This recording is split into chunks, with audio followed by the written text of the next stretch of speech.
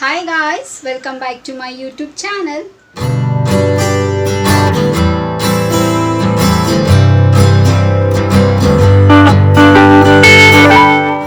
ಎಲ್ಲರೂ ಹೇಗಿದ್ದೀರಾ, ಚೆನ್ನಾಗಿದ್ದೀರಾ ಅಂತ ಭಾವಿಸ್ತಾ ನನ್ನ ವಿಡಿಯೋನ ನಾನು ಇವತ್ತು ಶುರು ಮಾಡ್ತಾ ಇದ್ದೀನಿ. ಸೊ ಹಾಗೆ ಇವತ್ತಿನ ವಿಡಿಯೋ ತುಂಬ ಸಿಂಪಲ್ ಆಗಿರುತ್ತೆ ಆ್ಯಂಡ್ ತುಂಬ ಯೂಸ್ಫುಲ್ ಆಗಿರುತ್ತೆ. S of course. ಸೊ ನಿಮಗೆಲ್ಲ ಇಷ್ಟ ಆಗುತ್ತೆ ಅಂತ ಅಂದ್ಕೊಂಡಿದ್ದೀನಿ. ಸೊ ಹುಡುಗಿರಿಗೆ ಮೇಕಪ್ ಅಂದರೆ ಯಾರಿಗೆ ಇಷ್ಟ ಆಗೋದಿಲ್ಲ, ಹುಡುಗಿರಿಗೆ ಎಲ್ರಿಗೂ ಇಷ್ಟ ಆಗುತ್ತೆ. ಸೊ ಇತ್ತೀಚೆಗೆ ಹುಡುಗರಿಗೂ ಸ್ವಲ್ಪ ಜಾಸ್ತಿ ಇಷ್ಟ ಆಗೋದನ್ನು ನಾನು ನೋಡಿದ್ದೀನಿ. ಬಿಕಾಸ್ ಡಿಫ್ರೆಂಟಾಗಿ ಮೇಕಪ್ ಆರ್ಟಿಸ್ಟ್ ಅವರು ಸೊ ಡಿಫ್ರೆಂಟಾಗಿ ಮೇಕಪ್ನ ಟ್ರೈ ಮಾಡೋದಾಗಿರಲಿ ಅಥವಾ ಮಾಡಿ ತೋರಿಸೋದಾಗಿರಲಿ, ಸೊ ಇದನ್ನೆಲ್ಲ ನಾನು ನೋಡ್ತಾ ಇದ್ದೀನಿ. ಸೊ ಮೇಕಪ್ ಅಂದರೆ ಯಾರಿಗೆ ಇಷ್ಟ ಆಗಲ್ಲ. ಸೊ ಇರ್ರೆಸ್ಪೆಕ್ಟಿವ್ ಆಫ್ ಜೆಂಡರ್ಸ್, ಹುಡುಗರಿಗಾಗಿರ್ಬೋದು ಇಷ್ಟ ಆಗೇ ಆಗುತ್ತೆ. ಸೊ ಅದರಲ್ಲಿ ಜಾಸ್ತಿ ಹೆಚ್ಚು ಹೆಣ್ಮಕ್ಳಿಗೆ ಮೇಕಪ್ ಅಂದರೆ ಸಿಕ್ಕಾಪಟ್ಟೆ ಇಷ್ಟ. ಸೊ ಮೇಕಪ್ ಮಾಡ್ಕೊಂಡಾದ್ಮೇಲೆ ಅದನ್ನು ಎಸ್ ಅಫ್ಕೋರ್ಸ್ ನಾವು ಮಲ್ಗೋ ತನಕ ಅದನ್ನೇ ಇಟ್ಕೊಳ್ಳೋದಕ್ಕಾಗಲ್ಲ. ಸೊ ರಿಮೂವ್ ಮಾಡಬೇಕಲ್ವ. ಸೊ ಅದೊಂದು ಮೆಥಡ್ ಇರುತ್ತೆ ರಿಮೂವ್ ಮಾಡೋದಕ್ಕೆ. ಅಥವಾ ನಾವು ಯಾವ ಪ್ರಾಡಕ್ಟ್ನ ಯೂಸ್ ಮಾಡ್ತೀವಿ, ನಾವು ಯೂಸ್ ಮಾಡ್ತಿರೋ ಪ್ರಾಡಕ್ಟ್ ಇವಾಗ ನಮಗೆ ಎಫೆಕ್ಟ್ ಆಗಿಲ್ಲ ಅಂತಂದ್ರೆ ಮುಂದೆ ಏನಾದರೂ ಎಫೆಕ್ಟ್ ಆಗುತ್ತಾ.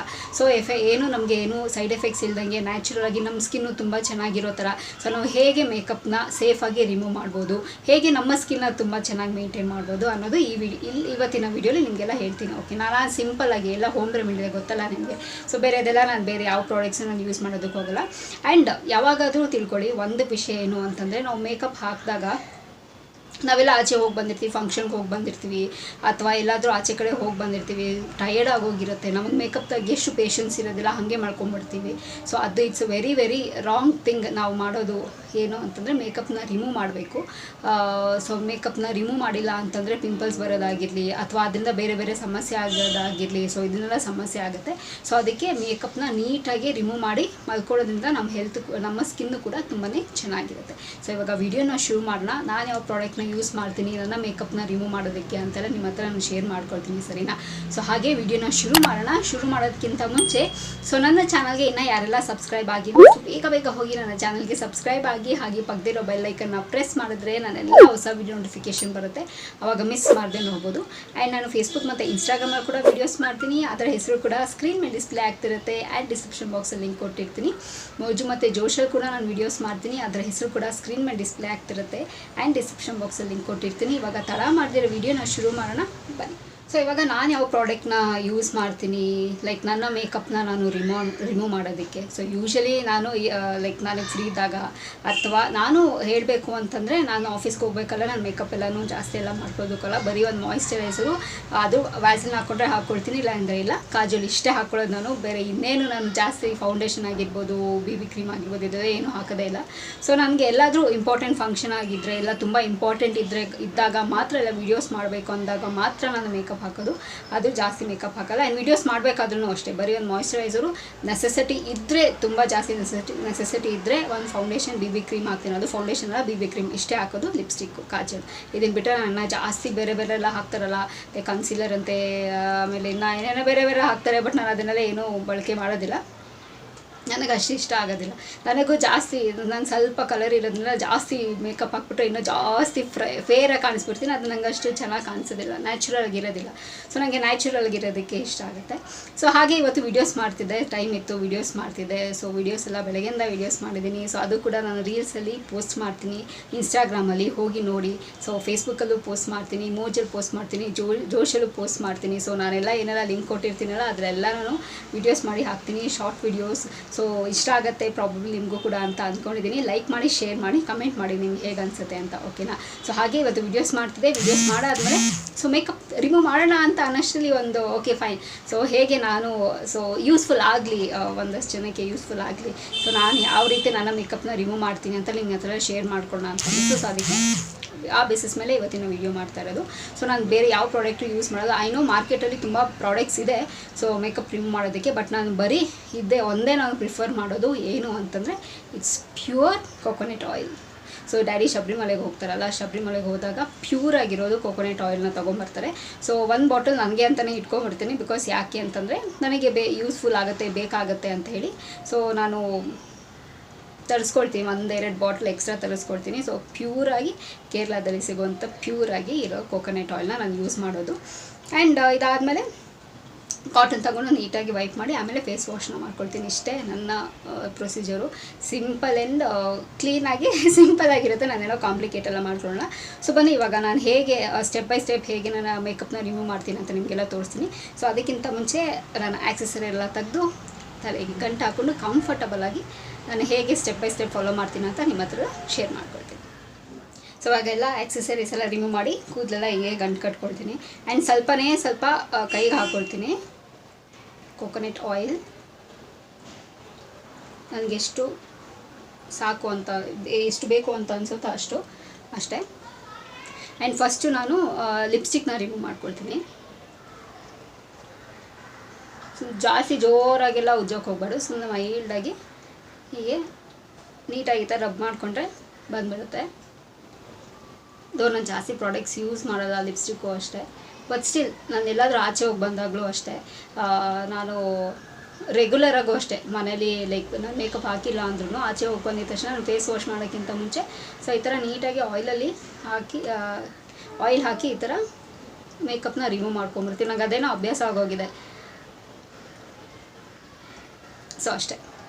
ಸೊ ಇವಾಗ ಒಂದು ಕಾಟನ್ನ ತೊಗೊಂಡು ನೀಟಾಗಿ ಅದನ್ನು ವೈಪ್ ಮಾಡ್ಕೊಳ್ತೀನಿ.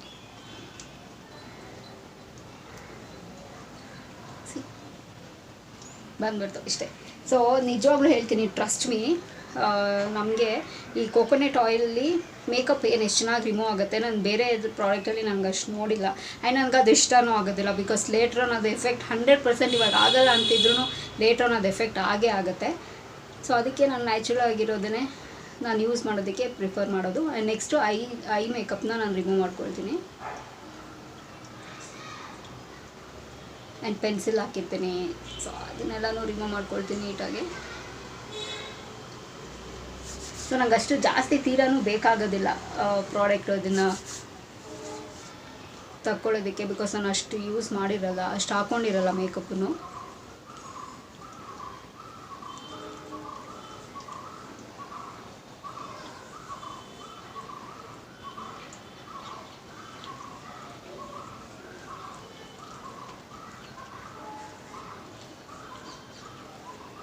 ಆ್ಯಂಡ್ ಇದನ್ನು ಅಷ್ಟೇ ಕಾಟನ್ ತೊಗೊಂಡು ನೀಟಾಗಿ ವೈಪ್ ಮಾಡ್ಕೊಳ್ತೀನಿ. ನೀವು ಕಾಟನ್ ತೊಗೊಂಡು ನೀವು ವೈಪ್ ಮಾಡ್ಕೊಂಡಿಲ್ಲ ಅಂದ್ರೂ ನೀಟಾಗಿ ನೀವು ಫೇಸ್ನ ವಾಶ್ ಮಾಡ್ಕೋಬೋದು ನೀರಲ್ಲಿ. ಬಟ್ ಅದು ಜಿಡ್ ಇರುತ್ತಲ್ಲ, ಸೊ ಅದಕ್ಕೆ ಕಾಟನಲ್ಲಿ ವೈಪ್ ಮಾಡಿಕೊಂಡ್ರೆ ನೀಟಾಗಿ ಹೋಗುತ್ತೆ ಅಂತ ಅಷ್ಟೆ.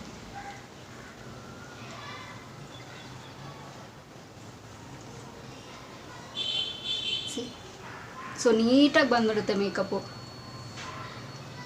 ಬೇಕಾದರೆ ನೀವು ಇನ್ನೊಂದು ರೌಂಡು ಹಾಕಿ ನೀಟಾಗಿ ಇನ್ನೊಂದು ಸ್ವಲ್ಪ ಹೊತ್ತು ಮಸಾಜ್ ಮಾಡಿ ಬಿಟ್ಟು ಆಮೇಲೆ ಫೇಸ್ ವಾಶ್ ಮಾಡಿಕೊಂಡು ತುಂಬ ಚೆನ್ನಾಗಿರುತ್ತೆ.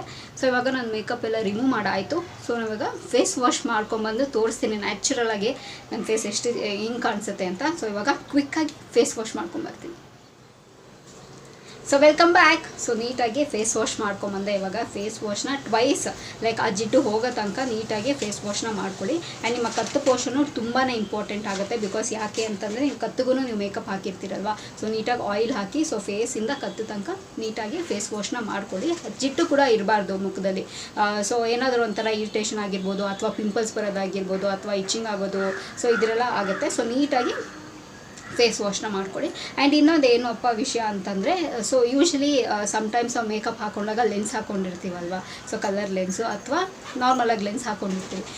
ಸೊ ಲೆನ್ಸ್ ಹಾಕ್ಕೊಳ್ಳೋರು ಎಲ್ಲರೂ ಅಲ್ಲ.